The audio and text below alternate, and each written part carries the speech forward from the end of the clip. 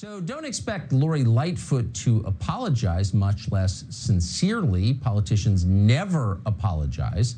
When they apologize, they do it on your behalf, or they tell you they're sorry, they just cared too much.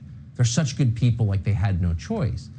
Martin Hyde is an exception to this rule, and that's why we want to talk to him in just a second. So Martin Hyde is running for Congress in Florida. He got caught being rude to a police officer on a body cam video. So first the bad part, then the good part. Here's the bad part. Watch. You're on audio and video recording. The reason for the stop, you were observed going 57 and a 40, and you were on your phone texting while you were doing that. That was at Euclid and Fruitville. You don't need to point at the officer. I'm not pointing at you. I'm pointing in the direction where it was. I just called the chief. How's that? Go right ahead, sir. Can I see your license? Right? Yes, sir, I do. Can I see your license, registration, insurance, please? You can do this? Yes, sir.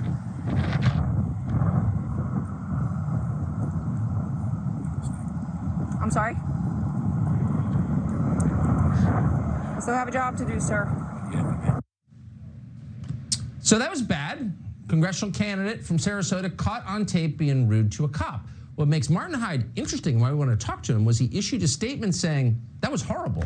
That was the real me. You caught me. I'm totally embarrassed. I behaved like a jerk because I am a jerk sometimes. I'm sorry. Who says that? Well, Martin Hyde said it, and that's why he's joining us right now.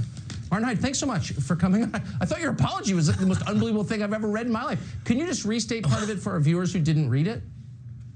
Well, you know, what can I tell you? I did what I did. It's not the first time I've done it. To a limited extent, I'm one of those people that people like to have in their corner when there's a fight, because I don't shy away from it. Unfortunately, it's sometimes tough to switch it off. Now, let me just say one thing, Tucker. I'm horribly embarrassed. It was a shocking thing to do. The difference between me and most of the mutts in D.C. is that if you ask me the weather, I'm not going to tell you the time. I don't understand this whole I didn't inhale mentality. It doesn't make any sense to me. You know, we've said this a lot. The people that are in there in D.C., not only are they very old, but they're very dishonest. And they can't even be honest about their failings and their faults. My failing and fault is very simple. I got a smart mouth. I got a bad temper if you put me in poke the bear. And I, on occasion, and then this was one, obviously I got caught on body cam. The worst thing is I knew there was a camera there, right? And I still did it. You know, it makes me look like Lori Lightfoot's sidekick here. I mean, I don't know. I am embarrassed. What's okay? Well, first of all, I should say, it's not only I didn't inhale, but also I didn't impale. That is also a frequent claim. Oh yeah, sure. But let me. What was the reaction to your apology? What did people say when they read that?